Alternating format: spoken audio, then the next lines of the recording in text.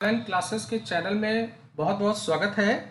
इस चैनल को बनाया गया है कंप्यूटर के विभिन्न applications, programming language, web technologies, DBMS, RDBMS, accounting software को सहज हिंदी भाषा में पढ़ाने के लिए मैं संतोष कुमार गुप्ता आपका फिर से बहुत बहुत स्वागत करता हूं। अगर मेरा वीडियो आपको अच्छा लगेगा तो शेयर बटन पर क्लिक करके जरूर शेयर करिए, लाइक करिए, सब्सक्राइब बटन पर क्लिक करके बेल आइकन को सेलेक्ट करिए, जिससे मैं कोई नया वीडियो बनाऊं तो उसका अलर्ट आपको तुरंत मिल जाया करे। चलिए फ्रेंड्स, आज का क्लास हम लोग स्टार्ट करते हैं। तो जैसे हम लोगों ने पाइथन को पढ़ना स्टार्ट किया था और हम लोगों ने पाइथन के पीछे अपने 6 क्लासेस कंप्लीट कर लिए हैं और लास्ट क्लास में मैंने आपको लिस्ट के बारे में बताया था। तो हमारा जो पाइथन है इसमें कुछ नए डेटा स्ट्रक्चर आपको मिलते हैं, जैसे लिस्ट है। आज हम लोग चर्चा करेंगे टपल के बारे में। ऐसे एक डिक्शनरी होगा और ये पाइथन में ही मिलता है। तो आज का जो हमारा 7 लेसन होगा, 7 पार्ट होगा, इसमें हम लोग सीखेंगे कि ये टपल क्या होता है। तो चलिए क्लास हम लोग अपना स्टार्ट करते हैं। तो देखिए, जो टपल होते हैं ये जस्ट लाइक लिस्ट ही होते हैं। जैसे हम लोग लिस्ट में विभिन्न प्रकार के वेरिएबल्स को, वैल्यूओं को एक लिस्ट के रूप में स्थापित करते थे। एरे और लिस्ट में अंतर ये था कि एरे सेम डेटा टाइप को ही रखता है, लिस्ट जो होता है वो विभिन्न प्रकार के डेटा टाइप्स को, कांस्टेंट को अपने अंदर रखने का काम करता है। और जो लिस्ट था उसका एक नेचर ये था कि हम उसके किसी भी एलिमेंट के वैल्यू को अल्टर कर सकते हैं, डिलीट कर सकते हैं, चेंज कर सकते हैं। पर जो हमारा टपल होता है ये नेचर से इम्यूटेबल होता है, मीन्स इसे आप चेंज नहीं कर सकते हैं। तो टुपल जो होगा ये सिमिलर टू लिस्ट होगा और इसके जो वैल्यू आप इसके अंदर स्टोर करते हो, लिस्ट में तो हम लोग चेंज कर लेते थे, पर टपल जो है वो नेचर से इम्यूटेबल है। तो यहाँ आपको इजाज़त नहीं मिलती है कि आप इनके वैल्यूओं को, डेटा आइटम्स को चेंज करें। तो टपल और लिस्ट में यही अंतर है कि अगर आप कोई ऐसा एप्लीकेशन बना रहे हैं जहां आप एक लिस्ट तैयार करेंगे और आपको लिस्ट में उपस्थित डेटा आइटम को बदलने की इजाज़त नहीं देनी है, तो उसे हम लोग टपल के माध्यम से इम्प्लीमेंट करते हैं। टपल जस्ट लाइक सब कुछ वैसे ही है जैसे लिस्ट में था, बस थोड़ा एक अंतर पाएंगे कि हम लोग लिस्ट में बड़ा वाला ब्रैकेट लगाते थे, यहाँ हम लोग पैरेंथेसिस यानी छोटे वाले ब्रैकेट को लगाने का काम करते हैं। हमारा जो टपल है इसकी इंडेक्सिंग, इसकी स्प्लिटिंग एज इट इज़ वैसे ही है जैसे हमारे लिस्ट की थी। इसका इंडेक्स 0 से स्टार्ट होगा और जो उसका लेंथ होगा उससे एक कम ये जाएगा। इसमें भी हम लोग स्लाइस ऑपरेटर का प्रयोग करते हैं अपने टपल के एलिमेंट को एक्सेस करने के लिए, और इसमें भी कॉलन ऑपरेटर का निशान लगा के हम लोग स्प्लिटिंग का काम करते हैं। तो इसका जो इंडेक्सिंग है, इसका जो स्प्लिटिंग है वो एज इट इज़ वैसे ही है जैसे लिस्ट में था। तो अगर आपने लिस्ट को अच्छे से समझा होगा तो टपल को समझने में कोई तकलीफ नहीं होगी। इनका सब कुछ वैसे ही है जैसे लिस्ट का था, बस इसका एक विशेष नेचर होता है कि इसके आइटम को हम चेंज या अल्टर या डिलीट नहीं कर सकते हैं। आप पूरे टपल को तो डिलीट कर सकते हैं पर किसी एलिमेंट विशेष को आप डिलीट या अल्टर नहीं कर पाते हैं। तो यहाँ मैंने आपको इंडेक्सिंग और स्प्लिटिंग के बारे में बताया। अब मैंने आप लोगों के लिए कुछ प्रोग्राम्स बना रखे हैं। उन प्रोग्राम के माध्यम से मैं आपको इम्प्लीमेंट करूँगा कि हमारे जो टपल्स हैं उनका हम कैसे डिक्लेरेशन करते हैं, कैसे हम उनके मेंबरों को एक्सेस करते हैं।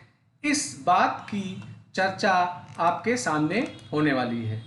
तो मैंने यहाँ आपके सामने एक प्रोग्राम ओपन किया हुआ है। मैं थोड़ा इसे जूम कर लेता हूँ। तो अगर आप देखो तो यहाँ पे हुआ क्या है कि मैंने एक टपल बनाया है और इनमें ये 1 2 3 4 5 6 इंटीजर वैल्यू मैंने स्थापित की है। और ये दूसरा प्रोग्राम मेरा खुल गया था, इसमें मैं डिलीट को इम्प्लीमेंट करने के लिए प्रोग्राम बना रखा था। मैं आपको पहला वाला प्रोग्राम दिखाता हूँ जो आपके सामने है। तो यहाँ क्या हो रहा है कि मैं एक टपल बना रहा हूँ। टपल का नाम मैंने टपल 1 लिया है और इसके डेटा मेंबर के रूप में मैंने कुछ इंटीजर्स वैल्यूएं लगाए हुए हैं। तो अगर आप लिस्ट से अंतर करना चाहें तो अंतर यही है कि यहाँ पर ये पैरेंथेसिस लगा हुआ है, वहाँ पे बड़ा ब्रैकेट लगता था। यहाँ मैंने प्रिंट किया है टपल को, तो इससे क्या होगा कि टपल्स के अंदर जितने भी डेटा मेंबर हैं वो सारे के सारे प्रिंट हो जाएंगे। अगर आप चाहते हैं कि हम टपल को इटरेट करें, लूप लगाएं, एक एक इंडेक्स के वैल्यू को एक्सेस करें, तो आप उसके ऊपर लूपिंग भी लगा सकते हैं। तो यहाँ मैंने फॉर लूप लगाया हुआ है। यहाँ मैं टपल के इंडेक्स को भी प्रिंट करना चाहता हूँ, इसलिए सी की वैल्यू 0 ली है और नीचे यहाँ सी की वैल्यू मैंने बढ़ाई है। और आई के माध्यम से जो टपल्स के एलिमेंट्स की वैल्यू है, डेटा है, वो आपको स्क्रीन पे प्रिंट होके मिलेगा। तो अगर आप इस प्रोग्राम को रन करके देखेंगे तो इसका आउटपुट आपको जस्ट लाइक इस तरीके से मिल जाएगा। यहाँ आपको सारे एलिमेंट की वैल्यू प्रिंट होके मिल जा रही है। तो फ्रेंड्स, मैंने इस प्रोग्राम में आपको ये दिखाया कि आप टपल को कैसे डिक्लेयर करते हैं, उनके इंडेक्स को कैसे इस्तेमाल करेंगे, उनके मेंबरों को कैसे एक्सेस करेंगे। इस बात की चर्चा मैंने अपने पहले वाले प्रोग्राम में करी हुई है। अब मैं आपको एक दूसरा प्रोग्राम दिखा रहा हूँ। इस दूसरे वाले प्रोग्राम में मैं टपल्स में डायरेक्ट वैल्यू को इनपुट करना चाहता हूँ। पहले वाले में मैंने क्या किया था कि वैल्यू मैंने निर्धारित कर दी थी। तो यहाँ मैंने इनपुट फंक्शन का प्रयोग करके इनके एलिमेंट की वैल्यू को मैंने मांगा हुआ है। क्योंकि मैं जो वैल्यू इनपुट करूँगा वो नेचर से टपल होगा। तो आप जो भी वैल्यू इनपुट करोगे वो एक सीक्वेंस में दोगे। मान लो आपने 123 दे दिया, तो 123 दिया तो 1 2 3 ये 3 आइटम उसके लिए होंगे। यहाँ इसीलिए टपल लिखा हुआ है। अगर इंटर लिख देता मैं तो वो पूरे इंटीजर वैल्यू आते। तो आप एक साथ एक सीक्वेंस में जो वैल्यू देना चाहते हैं वो वैल्यू दे देंगे। और चूंकि यहाँ इनपुट के पहले टपल लिखा हुआ है तो वो सारी वैल्यू एक एक इंडेक्स में तब्दील हो जाएंगी। यहाँ मैंने टपल को प्रिंट किया है और फिर लूप चला के उसको मैंने यहाँ पे एक एक इंडेक्स को इटरेट करके प्रिंट करने का काम किया है। तो अगर आप इस प्रोग्राम को रन करेंगे तो यहाँ पे देख पा रहे होंगे लिख के आ रहा है इंटर द टपल एलिमेंट्स। तो आपको जो भी वैल्यूएं देनी है ऐसे एक सीक्वेंस में दे देना है। अब चूंकि मैंने इनपुट के पहले टपल लगाया हुआ था तो देखिए ये टपल में सारी वैल्यू तब्दील हो गई है और फिर एक एक वैल्यू इंडेक्स से हमने जो फॉर लूप लगाया था उसके मदद से ये प्रिंट होके आपके सामने आ रही है। तो ये एक दूसरा प्रोग्राम था जिसमें मैंने आपको ये दिखाया कि कैसे आप टपल में वैल्यू को इनपुट करा के एक्सेस करेंगे।